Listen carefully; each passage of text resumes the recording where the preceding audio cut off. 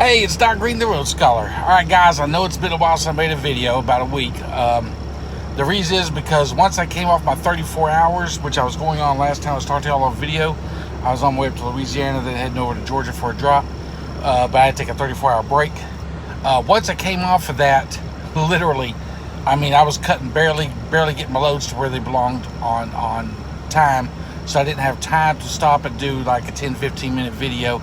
I could have done it at the end of the day, but I was literally pushing so hard through the day that I just did not, I was exhausted. So I did not update videos.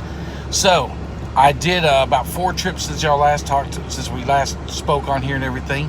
I did another 34-hour reset when I got back to Dallas. And you can all go to my Facebook page. Y'all can see exactly what I was doing. It shows how much I got paid on each trip. I posted 4 or 5 loads on there. One of them you can't count. The first one you can't really count because it was ending the week before I did my 34-hour break. I already took that load. It was part of the week before. So knock the first one off. Everything else is what I made this week, and it came to about $1,300, I believe. I did take a extra day off. I didn't run my full 70 this week because I got back into Dallas. My truck needed someone to look at the transmission codes and clear those off. A transmission code popped up that wasn't supposed to. So I took advantage of that time to go home and spend the night at the house and have a home cooked meal and see the wife and kids.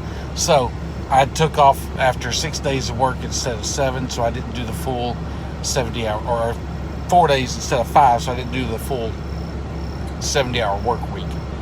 But I did come back today.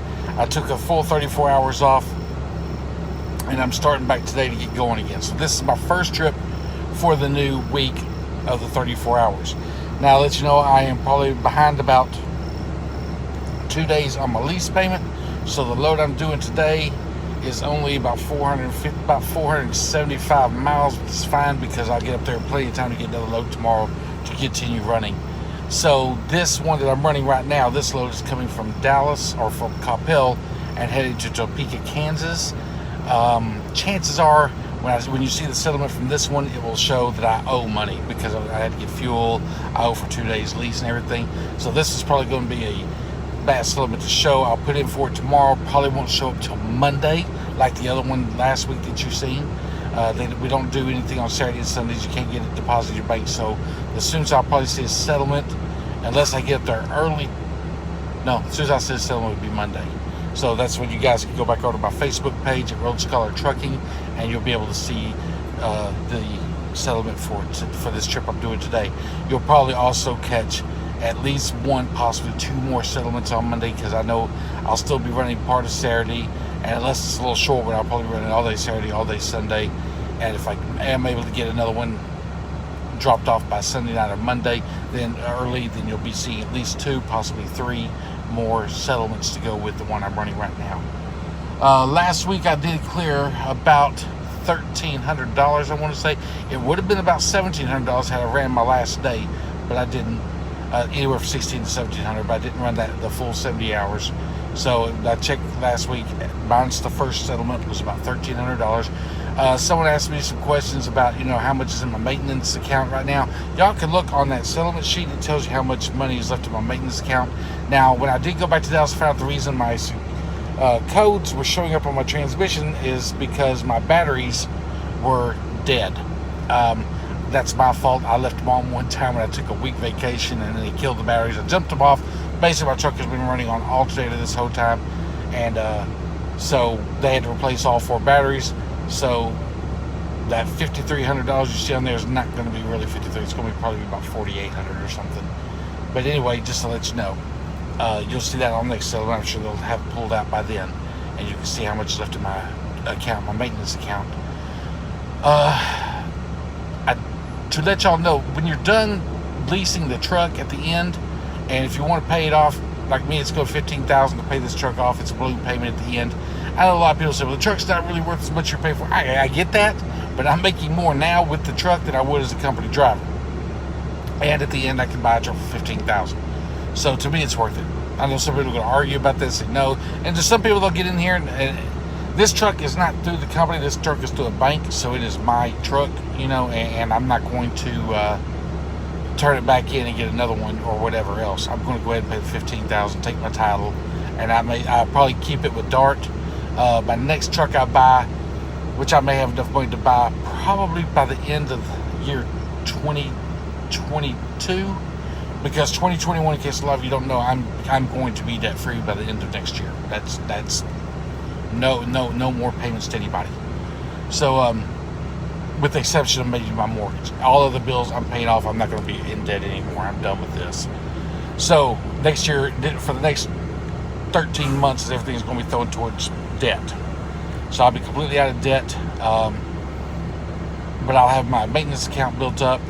If there's any money left in my maintenance account by the time that my lease is up, that money comes back to me, or they can apply it towards the truck, and then I don't have to pay as much, which I'm pretty sure there will be. This truck has been really, really good so far. No problems, no leaks, no anything like that. But you never know what's going to happen in the future. So that's what I plan on doing. I plan on, if I pay this truck off, I'll probably keep it with Dart. I might buy another one by the time this one's paid off. If so, I may keep it with Dart, or I may put it on with Dart and another driver, or I may put it on with asset-based intermodal out of Garland, Texas, because they do a lot of local runs, and that way my mechanic is there to watch that truck more closely. But either way it goes, even when I pay this truck off, I'm definitely going to get another one from Dart. So I will be with Dart for at least another 6 years, 5.5 to 6 years, I believe, buying a couple of trucks plus 2 other trucks in between that. So by the end of 6 years, I should own about 4 to 5 trucks. And actually more than that, because I won't be in debt next time, so I'll be able to buy 1 truck per year.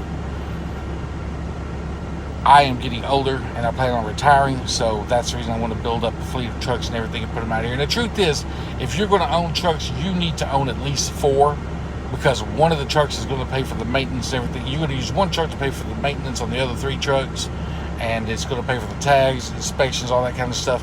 One truck pays for all 4 trucks. If you only own 1 truck, half your money's going to be on maintenance, half of it's going to be on paying a driver, half of it's going to be paying on tags, half it's going to, not half, you got payments on all these different things for each truck. And yes, but it averages out to 1 truck pays for another 3 trucks. So the other 3 trucks' money will be divided between you and the drivers, and that's pretty much it. The 4th truck will pay that driver, and he'll get money from that truck and possibly half of another truck, and then it will pay for all the other 4 trucks' maintenance and everything. So you'll be making money basically off 2.5 trucks. So whatever your salary is, double and a half that, and that's what you should be making per year if you own 4 trucks. It's just an average.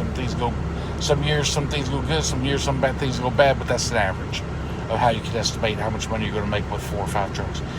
If you own 5 trucks, you might as well go ahead and get ready to own 8 trucks, because you're going to need to do the same formula. You're going to need 3 more trucks, so 1 truck can pay for the other 3. That's just kind of the way you got to look at things.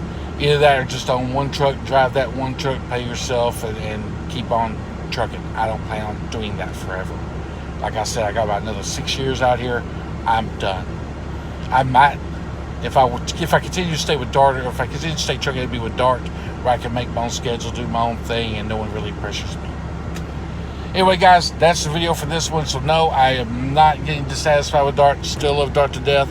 It's treated me real well. You can go see my sheets. I just literally was so tired after each day of running last week, because I was running right to the maximum I could run on my hours and everything. I just laid down, went to sleep, didn't make any videos. Try to do better this week. You guys have a good one. Thanks.